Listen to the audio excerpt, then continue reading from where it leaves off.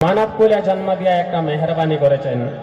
ইচ্ছা করলে আল্লাহ পাক পরওয়ারদিগারে আলম আপনাকে আমাকে পশু কুলে জন্ম দিতে পারতেন। পশু কুলে জন্ম দিলে আমরা পশু হইয়া, জীবজন্তু হইয়া, জানোয়ার হইয়া দুনিয়ার মধ্যে জীবন যাপন করতাম। কিন্তু মহান আল্লাহ তাবারক ওয়া তাআলা আপনাকে আমাকে মেহেরবানি করে পশু কুলে জন্ম না দিয়ে মানব কুলে জন্ম দিয়েছেন।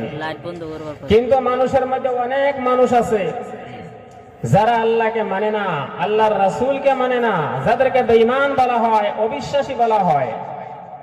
মহান আল্লাহ তাবারক ওয়া তাআলা আপনাকে আমাকে মেহেরবানি করে কোনো বেঈমান, অবিশ্বাসী, অস্বীকারীর ঘরে জন্ম না দিয়ে মুমিন মুসলমানের ঘরে জন্ম দিয়ে মুমিন মুসলমান হওয়ার সৌভাগ্য দান করেছেন।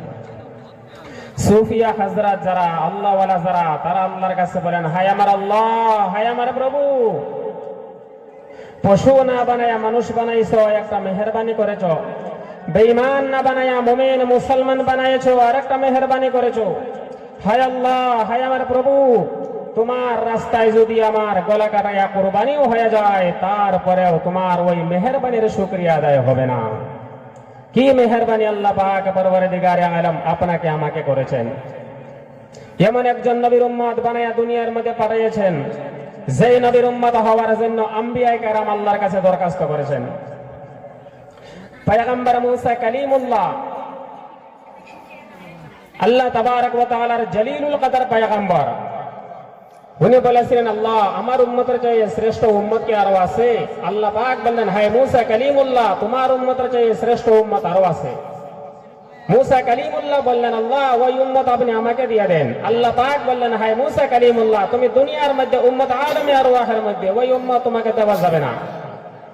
পয়গম্বর মুসা কালিমুল্লাহ বললেন, আল্লাহ তাহলে আমাকে ওই নবীর উম্মত বানান। আল্লাহ পাক বললেন, হায় মুসা কালিমুল্লাহ, তুমি দুনিয়ার মধ্যে উম্মত আদমে আরওয়াহের মধ্যে ওই নবীর উম্মত তুমি হতে পারবে না।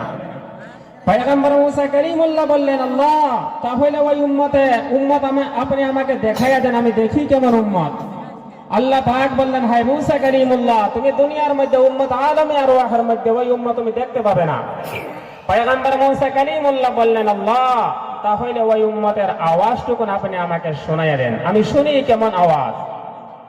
তখন আল্লাহ পাক পরওয়ারদিগারে আলম আওয়াজ দিলেন, ইয়া উম্মতে আহমদী, আখেরি জামানার সমস্ত নবীর উম্মত এক ডাকে হাজিরা দিয়েছে, আল্লাহুম্মা লাব্বাইক লা শারীকা লাকা লাব্বাইক বলে হাজিরা দিয়েছে। পয়গম্বর মুসা কালিমুল্লাহ বললেন, কি সুন্দর একটি নমুনা দেখা যায়, আখিরি নবী, শ্রেষ্ঠ নবীর শ্রেষ্ঠ উম্মত এখনো বাকি আছে। আল্লাহ পাক বললেন, হায় মুসা কালিমুল্লাহ, এই উম্মতের পাওয়ার কি জানো? এই উম্মত যদি কোনো গুনাহ করে, গুনাহ করার পর ক্ষমার জন্য যদি আমার কাছে হাত উঠায়, হাত উঠাইবার আগে আমি আল্লাহ তাদেরকে ক্ষমা করে দিব। জোরে বলি সুবহানাল্লাহ। বান্দা যখন একবার সুবহানাল্লাহ তাসবিহ পাঠ করে, জান্নাতের মধ্যে একটা গাছ লাগানো হয়, এই গাছের ছায়া এত বিশাল হয়, একজন যুবক এই গাছের নিচে গোড়ার উপরে উঠে যদি 70 বছর গোড়া দৌড়ায়, কিন্তু গাছের ছায়া শেষ হবে না। বান্দা যখন সুবহানাল্লাহ তাসবিহ পাঠ করে, আসমান জমিনের মধ্যে ফাঁকা জায়গাগুলো নেকের দ্বারা ভরপুর হয়ে যায়। আল্লাহর একজন ওলি এক কবরের পাশ দিয়ে যায়, এমনি শুনে কবর থেকে কোরআন তেলাওয়াতের আওয়াজ শোনা যায়। আল্লাহর ওলি কোরআন তেলাওয়াত শুনে বললেন, সুবহানাল্লাহ, কবর থেকে কোরআন তেলাওয়াতের আওয়াজ আসতেছে। আল্লাহর ওলি যেমনি সুবহানাল্লাহ বলে ডাক মারলেন, এমনি কবর থেকে আওয়াজ।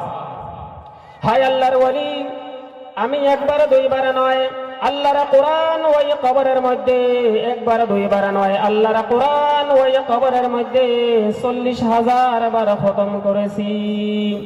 ও আল্লাহর ওলি, একটা কাজ করো, ওই 40,000 কোরআন খতমের সওয়াব তোমাকে দিয়ে দেই, জীবিত অবস্থায় তোমার একবার সুবহানাল্লাহর সওয়াবটুকু আমাকে দিয়ে দেও। ও আল্লাহর ওলি, তুমি জানো না আমি কবরের জিন্দগির মধ্যে আসছি, ওই কবরের মধ্যে যেদিন আল্লাহর কোরআন কোটি কোটি বার যেদিন তেলাওয়াত করি, তেলাওয়াত করতে করতে যেদিন কিয়ামত কায়েম হয়ে যায়, ময়দানে মাহশর যেদিন কায়েম হয়ে যায়, কিন্তু জীবিত অবস্থায় তোমার একবার সুবহানাল্লাহর সমতুল্য হবে না। ও আল্লাহর ওলি, তুমি জানো না আমি কবরের জিন্দগির মধ্যে আসছি, আমলের সিলসিলায় আমার বন্ধ হয়ে গেছে। তুমি দুনিয়ার মধ্যে আসো, বেশি বেশি করে নেক আমল করো, বেশি বেশি করে কোরআন তেলাওয়াত করো, কারণ কবরে আসার পর আমলের সিলসিলা তোমার বন্ধ হয়ে যাবে। আমল করার যদি সুবিধা চাও, আমল করার কোনো সুযোগ পাবে না।